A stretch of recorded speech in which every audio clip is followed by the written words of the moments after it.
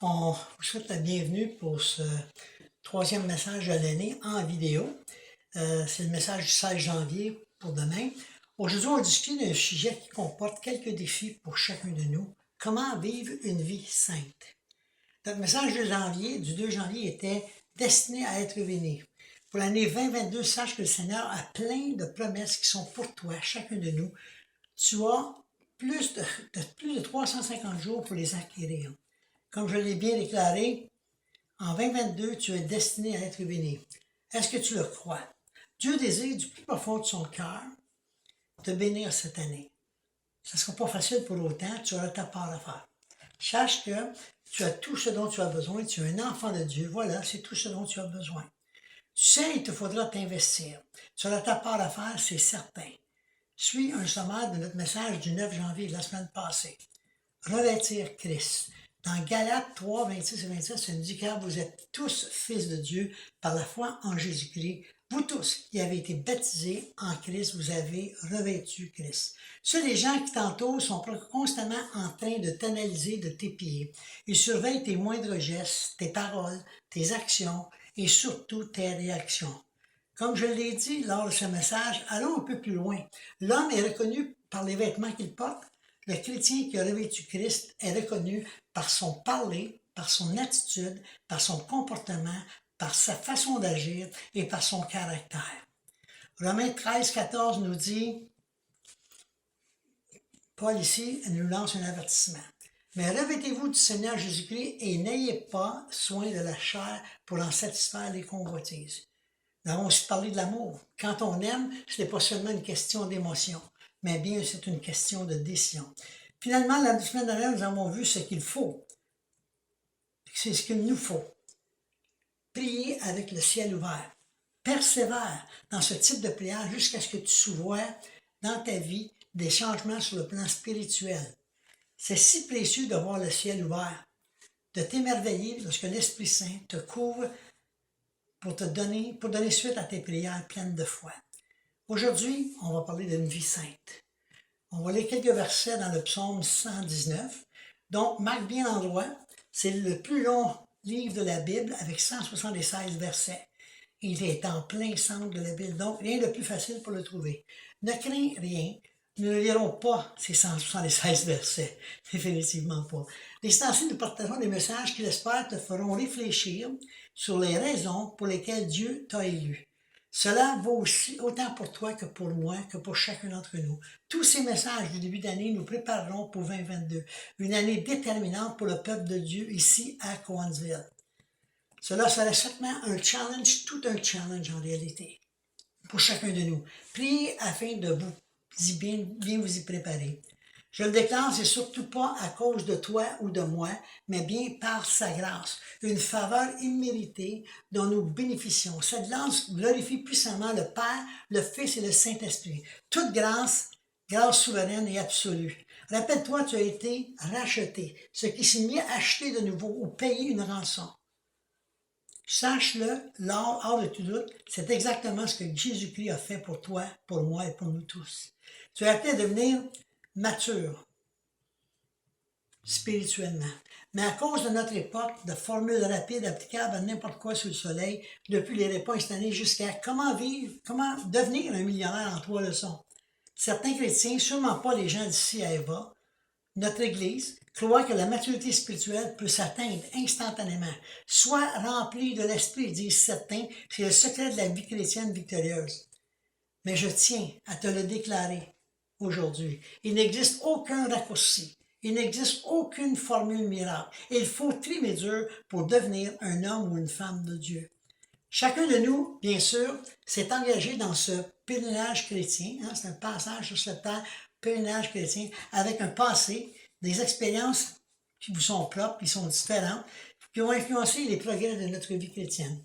Mais une chose est sûre, c'est que quel que soit notre héritage spirituel et psychologique, devenir un homme ou une femme de Dieu prend indiscutablement du temps.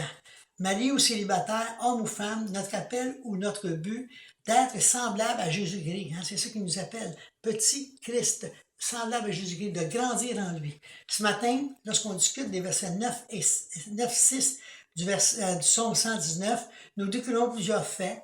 Bon, les versets du psaume 119, nous découvrons des versets qui vont t'enjoindre à vivre une vie sainte. Prions pour le message. Père éternel, on veut te remercier de l'opportunité qu'on a, Seigneur, de pouvoir utiliser cette technologie pour amener un message à distance, mais un message qui est quand même un message que tu as mis sur mon cœur. Puis Seigneur, ce matin ou ce soir, je veux te dire merci pour toucher nos cœurs, ouvre les oreilles de nos cœurs, qu'on puisse être des gens à l'écoute et des gens qui vont mettre en pratique ce qu'on écoute. Donc, on va commencer le message. Premier point, comme un arbre planté. Si on lit le psaume 1-3, n'oublie pas de garder ta place dans le psaume 119. Il est comme un arbre planté près d'un courant d'eau, qui donne de son fruit en sa saison et dont le feuillage ne se flétrit point. Tout ce qu'il fait lui réussit. L'expression comme un arbre planté près d'un courant d'eau signifie que l'homme, pour être en santé spirituelle et pour être prospère, doit être branché sur une source bien spéciale. Jésus-Christ, notre Sauveur et notre Seigneur. C'est ce que la Bible nous dit, parce que, il est stable. Un homme branché ou connecté au Seigneur est stable. Peu importe les changements extérieurs, il demeure ferme et résolu. Pourquoi? Parce qu'il se nourrit continuellement des ressources souterraines, d'une source intérieure qui se trouve dans son cœur. Si tu désires réussir, tu dois apprendre à puiser quotidiennement à la source qui est en toi, l'Esprit de Dieu. Jésus-Christ a fait sa demeure dans ton cœur. Pas toutes les réponses se trouvent dans le ciel. Plusieurs habitent dans ton cœur, attendant simplement de s'exprimer, de s'extérioriser. Y avais-tu pensé? En as-tu fait l'expérience? Deuxièmement, il porte du fruit. Remarque bien les mots, tout ce qu'il fait, lui, réussit. Donc, pour être béni, tu dois faire quelque chose. Tu dois être à l'œuvre. Tu te dis peut-être intérieurement, je prie pour cela. Sache que le prier, c'est très bien. Les prières relâchent les bénédictions de Dieu, mais le travail extériorise la force de l'homme. Lorsqu'un homme ou lorsque quelqu'un est en harmonie avec un autre ou avec plusieurs autres, ils deviennent presque invincibles. L'union fait la force. Ecclésiaste 4, 9 à 12 nous dit « Deux valent mieux qu'un, parce qu'ils retirent un bon salaire de leur travail. Car s'ils tombent, l'un relève son compagnon, mais malheur à celui qui est seul et qui tombe, sans avoir un second pour le relever. De même, si deux couchent ensemble, ils auront chaud, mais celui qui est seul, comment aura-t-il chaud? Si quelqu'un est plus fort qu'un, les deux peuvent lui résister, et la corde à trois fils ne se rompt pas facilement. Ne prie pas simplement pour avoir une bonne relation avec ton conjoint, ton mari ou ta femme, sache qu'il mérite bien plus que cela. Ne prie pas simplement pour avoir une bonne note de crédit ou pour de l'argent. Tu dois préparer un budget et commencer à vivre selon tes moyens. Comprends-tu où je veux en venir? Il est connecté, troisièmement, sans ressources additionnelles ou puisées. L'arbre pourra peut-être survivre, mais il n'atteindra jamais son plein potentiel et ses fruits seront médiocres. C'est pareil pour toi et pour moi. Tu peux continuellement voler ou emprunter le fruit d'autrui. Il y a beaucoup à dire en concernant l'utilisation d'un peu de leur pollen pour stimuler ce que Dieu a planté en toi. Josué a appris en regardant Moïse à l'œuvre. Timothée, lui, s'est entraîné auprès de l'apôtre Paul. Dis-moi, quelle est ta source? D'où puisses-tu tes ressources? Mon deuxième point, c'est, prenons l'exemple d'un arbre, un seul arbre, le palmier. Restons dans le domaine de la nature. J'aimerais partager avec toi un exemple qui, je crois, restera dans ta mémoire longtemps. J'aimerais que tu puisses saisir la portée de cette image et que tu l'appliques dans ta vie spirituelle. C'est primordial de partager cela avant d'introduire mon dernier point ce matin. Lisons le psaume 92, 13 à 16. Et il faut continuer de garder ta place. Les justes croissent comme le palmier. Ils s'élèvent comme les cèdres du Liban. Plantés dans la maison de l'Éternel, ils prospèrent dans le parvis de notre Dieu.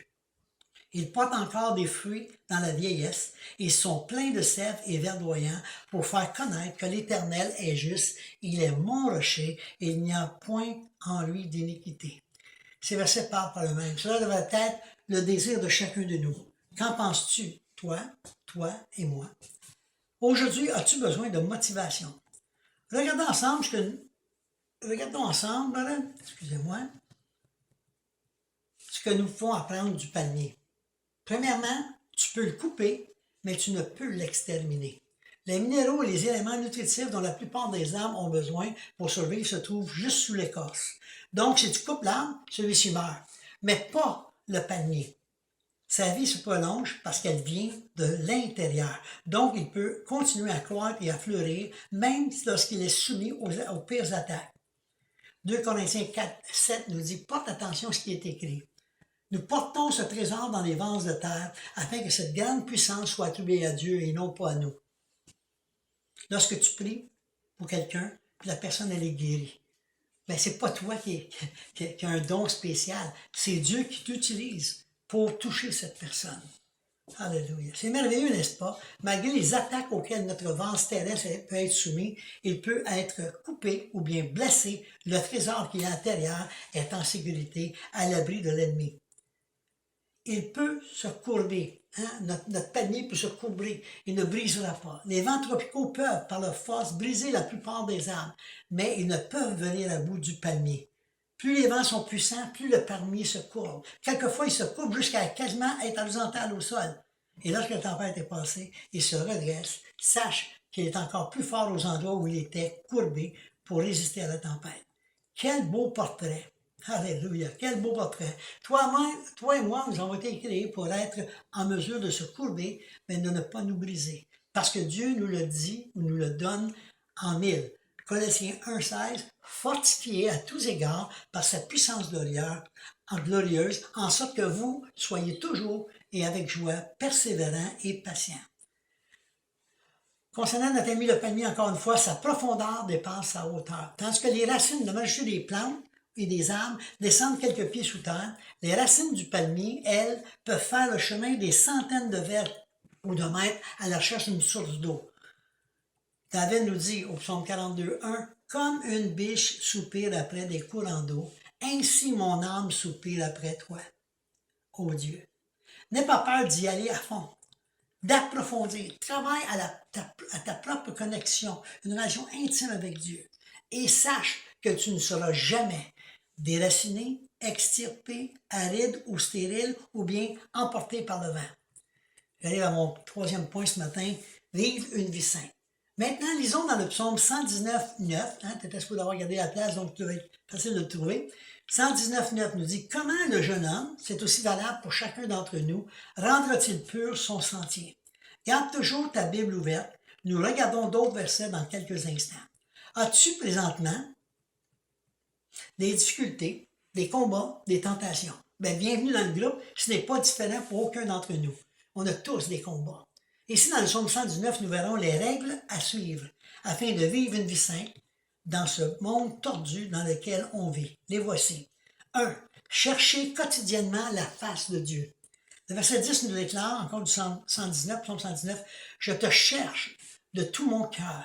Ne me laisse pas égarer loin de tes commandements. » Tu dois inclure Dieu dans toutes tes décisions, dans tous tes plans, dans tous tes combats. Cela inclut même tes temps de loisirs. Deuxièmement, garde sa parole dans ton cœur. Écoute bien ce qu'il dit au verset 11. Là. Je serre ta parole dans mon cœur afin de ne pas pécher contre toi. Prends la décision aujourd'hui de mémoriser les Écritures. Lorsqu'elles sont déposées dans ton cœur, tu pourras effectuer tous les retraits, comme un guichet automatique. Dans le guichet automatique, il faut qu'il y ait de l'argent dans le compte. Si tu n'as pas d'argent dans le compte, tu ne peux pas retirer. La même chose avec la parole de Dieu. Plus tu vas la serrer dans ton cœur, plus tu vas pouvoir faire des retraits. Puis c'est indéfiniment. Donc, tu as ou tu auras besoin présentement ou dans le futur. 3. Troisième point, partage avec les autres concernant Dieu. Voici ce que dit le verset 13. « De mes lèvres, j'énumère toutes les sentences de ta bouche. » Quelque chose de merveilleux se produit lorsque tu commences à parler des choses de Dieu. Tu grandis à travers ce processus. Aujourd'hui même, demande à Dieu de mettre quelqu'un sur ton chemin afin que tu puisses avoir l'occasion de lui dire ce que Dieu a fait pour toi, ta famille, ton emploi. Quatrièmement, réjouis-toi en lui. Le verset 14, mélangez au verset 14. Il est écrit, je me réjouis en suivant tes préceptes, comme si je possédais tous les trésors. Souris, les gens qui t'entourent te surveillent. Laisse refléter ta joie, le plaisir que tu as à marcher dans ses voies et à garder ses commandements. Après tout, c'est peut-être difficile, mais pense où cela va te mener au paradis. Est-ce que ça vaut le coup? Cinquièmement, Médite sa parole tout au long de la journée. Regarde ce que le verset 15 nous dit. Je médite tes ordonnances, j'ai tes sentiers sous les yeux. Prends le temps chaque jour pour remplir ton cœur continuellement de sa parole. Lorsque tu conduis pendant ton travail, pendant que tu fais de l'exercice, tôt le matin, à ton réveil, ou aussi tard le soir avant d'aller au lit. Sixièmement, que Dieu devienne ton obsession. On n'utilise pas trop le mot obsession bien dans un bon contexte, mais moi, je veux que Dieu devienne ton obsession. Verset 16, je déclare très fort, je fais mes délices de tes statuts, je n'oublie point ta parole. Consacre-toi complètement à Dieu. Donne-lui le meilleur de toi-même. Donne-lui tout, absolument tout. Un verset, moi, que j'aime beaucoup, vous me l'avez entendu dire, le psaume 37,4 nous déclare, fais de l'Éternel tes délices, fais de l'Éternel tes délices, fais de l'Éternel tes délices. Je te le dis, oui, c'est pas écrit 3 fois, mais moi, je le répète parce que j'aime tellement ce verset. Et il nous dit, Éternel, le verset dit, et il te donnera ce que ton cœur désire. Wow. Remarque bien la façon dont il est écrit. Fais de l'Éternel tes délices. Il faut que tu mettes cela en pratique, en action premièrement. La balle est dans ton camp. C'est à toi de faire les efforts requis, de prendre la décision de le faire. Puis, lorsque ton cœur sera rempli de l'Éternel, ton Dieu, alors seulement, il te donnera ce que ton cœur désire. Sache que les désirs de ton cœur seront enlignés directement avec son plan pour ta vie. C'est très bien d'être en forme physiquement, mais je ne connais aucun verset de la Bible ou des Écritures qui déclare que ton poids sera pris avant que tu entres dans le ciel. Hein?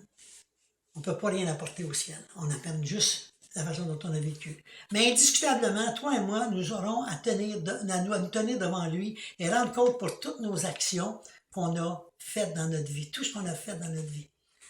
Si je veux conclure, j'espère que ce message t'a permis d'examiner ton cœur ce matin.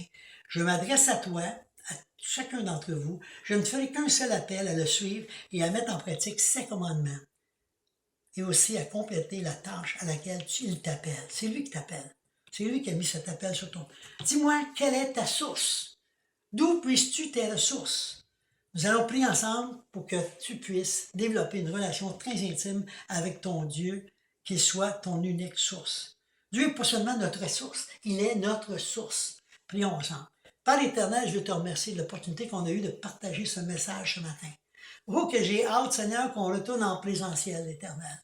Mais Seigneur, on fait ce qu'on doit faire, puis c'est ce que je fais. Je suis pas à l'aise en prenant cette vidéo, mais Seigneur, c'est la condition dans laquelle on vit présentement.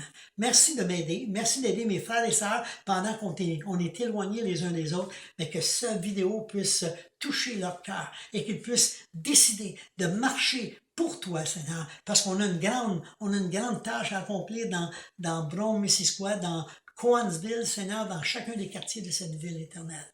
Merci, Seigneur, que ces gens puissent développer une relation intime avec toi.